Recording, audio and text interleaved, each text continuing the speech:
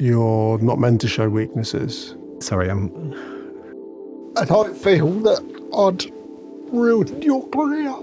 This is the bit, I guess, that I struggle with the most. There was a bunch of props in the room, and one of them was a rugby ball, and it got thrown at my face.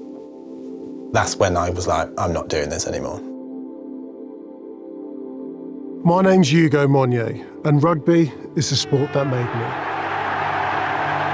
But if we're being completely honest, the perception of rugby is that it's pretty exclusive.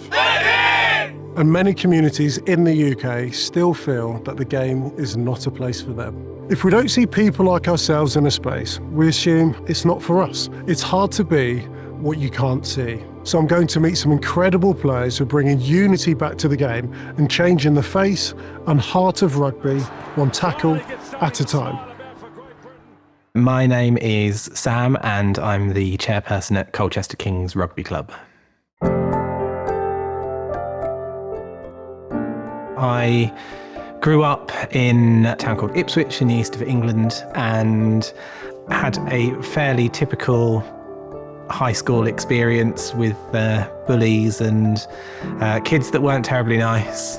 So you remember I dropped a drama GCSE because I was getting bullied. Drama class was often just full of the lads in the year. The thing that was the catalyst for that was, I remember specifically that there was some exercise that we were doing, there was a bunch of props in the room. One of them was a rugby ball, and it got thrown at my face. That's when I was like, I'm not doing this anymore, and did dance. I started dancing when I was 6. Every night of the week, pretty much, was a dance class of some sort. Tap, ballet, jazz, modern, contemporary. All of it. And I remember his tutor there saying to me, Sam needs a plan B in case this doesn't work. I said, there's never going to be a plan B. And that's all he ever wanted to do. It definitely gave me a safe space, I guess, that I didn't really understand at that age that I needed. Just kind of be in the room and move around without being told, you're gay. So yeah, I worked on cruise ships for probably about 8 or 9 years, mostly in the US, and I had a great time. Got to travel the world, work with choreographers that were really exciting and outrageously talented people. I was 29 and in rehearsals for a cruise ship that everybody wanted that contract. We were off to Australia, New Zealand and back, and Fijian Islands. And about 4 or 5 weeks into rehearsals, I had a Skype call with my mum and dad. Thursday night, I rang you up and I said, I've got some bad news. Dad's been diagnosed with leukemia, but there's no need for you to come home because there's nothing you can do. Saturday morning, there's a knock at the door and there stood Sam.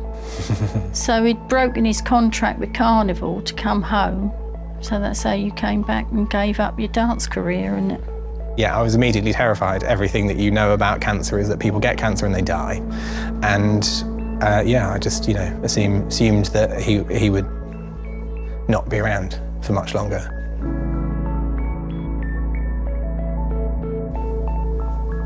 Excuse me.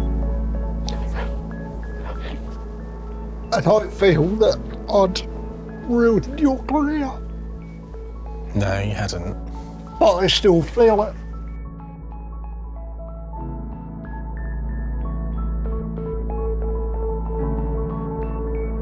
You didn't put an end to my career with your cancer. That's not what happened. What happened was I made a choice and I decided that I wanted to be there for you and Mum and Laura and the rest of our family. When I had quit dancing, I wasn't sure what was going to happen with my life. I knew that I was passionate about theatre, but I never thought that I'd be playing sports. I don't do rolling around in the mud, let alone actually running at people.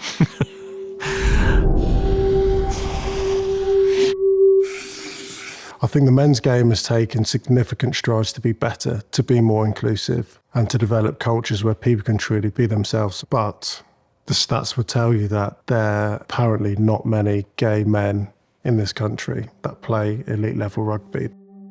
When I set Colchester Kings up, I was worried that absolutely nobody would turn up. And then on our first session, there was 30 people, which was just unheard of. So there was clearly a need for something for our community in Colchester. It's something special for us. The issue's not with the gay community, it's with the heterosexual community. But in order for a heterosexual community to be more understanding of it, you have to engage with the gay community. Take advice, understand, learn a bit better. So it's really cool to meet Sam at Colchester Kings and talking about how some of the skills that he's learned in dancing really relate to helping him to be a brilliant rugby player. Sam. Hello, nice to meet you. How are you doing? I'm very well, and yourself? I'm all right, thank you. Welcome to Colchester. Thank you very much. We've already started, so gosh, I'm late. Let's go and get you changed. And we are working on footwork, agility, and maybe you'll find some similarities from your dance days.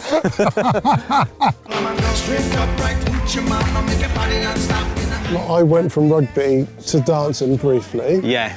Well, you've got a long history in dancing. Yeah, How have you found those transferable skills into rugby? There's so many different phrases and words and things that you use to do with like footwork, pushing through the ground and moving forwards, and like just even things like knees over toes. And I'm sure you remember Oti must have drilled you with knees over toes. So okay, we can get into this.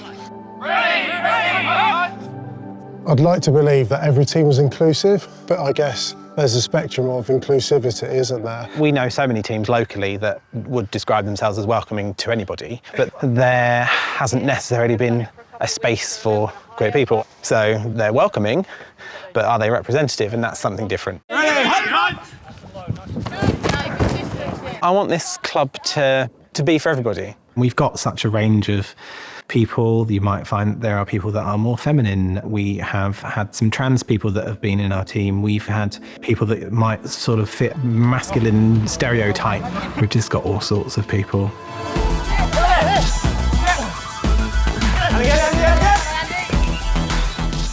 Growing up trying to understand what being a man was supposed to be. You needed to be strong and look like a man and behave like a man. Yeah, this is the bit, I guess, that I struggle with the most. What is masculinity? In elite sport, you're not meant to show weaknesses because you don't want the opposition to feel as if that you're struggling. So putting this veneer that you're forever got it together and you're strong and impenetrable is something that you have to develop, but it can numb your emotional side just because it just becomes a learned behaviour. To me, being a man or being masculine is about caring for other people, making sure that everybody's okay, looking after one another, which doesn't necessarily mean that it's not feminine either. I think that I get a lot of my motherly instinct from my dad. He likes to look after people and make sure they're okay. I think if you look after your people, they'll look after you, and that's what we're trying to create, a community of people that want to help and look after each other. Mother Sam, well done on creating a community and a rugby club where people can truly be themselves. You are the mother of this team, but also being an incredible example for how every single rugby club can be run. Keep doing more of and being who you are, but also making sure that you're getting that love reciprocated as well. Can't give that much without getting something back. In order for everyone else to mirror the sense of community that you want to see, it takes a sense of leadership. And that person is you. So their behaviours, the way in which it's so accepting, is all built upon a vision which you've created. I just think it's important that you understand that. Yeah. Happy birthday to you. Happy birthday to you. Happy birthday, dear Sam. Happy birthday to you. Oh my goodness. Hooray! Hooray! Happy birthday. birthday, Mother Sam's. I do come bearing a gift. What's that? This Unity Ball. And so there's been 4 different stories, 4 different panels, and we believe this one is truly representative of you. The crown here, which represents the Colchester Kings. We've got the love heart in the middle, which represents all love. And as you can see here, we've got same-sex people, which represents dance. And of course, we've got the waves underneath, which represents all your time that you spent on cruise ships. It's getting all quite emotional, isn't it? Stop it!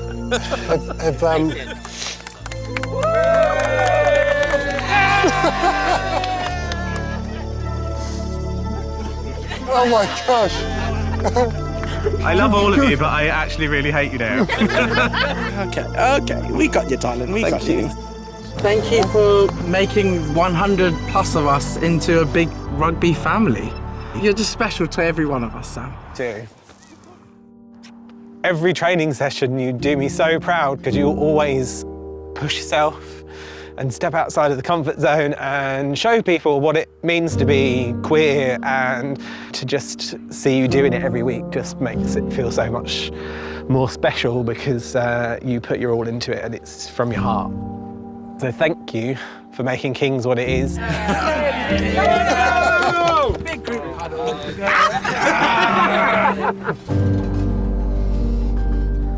I would say to my younger self to keep going, don't give up when you think you want to, take another step and do the things that you want to do and don't listen to anybody else. You are more capable and powerful than you know, and by just taking that little extra step outside your comfort zone is gonna change your life. Oh,